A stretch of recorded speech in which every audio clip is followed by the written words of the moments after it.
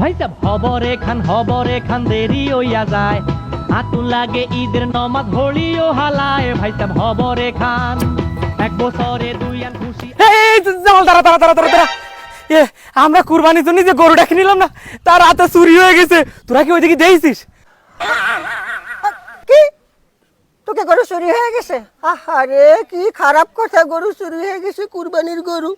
আচ্ছা আমি তো দেখার সময় পাইনি, কারণ আমি তো এই যে গরু কিনতে গেছিলাম, তো আমি এবার কুরবানি দেবো।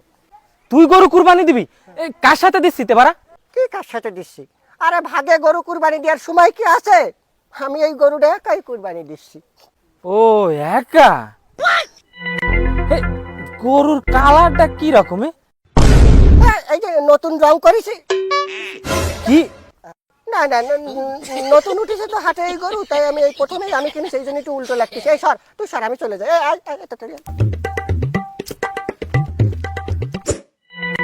ভাই 10টা গ্রাম খোঁজ লাগাইছি, গরুর কোনো খোঁজ খবর কেউ দিতে পারলো না।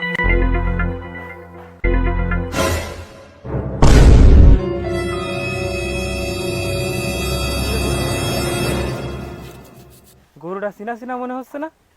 আমারও তো সেরকমই মনে হচ্ছে। এ তো আমাকে গরু। হ্যাঁ তাই আরে তো। আমাকে সেই সাদা গরু।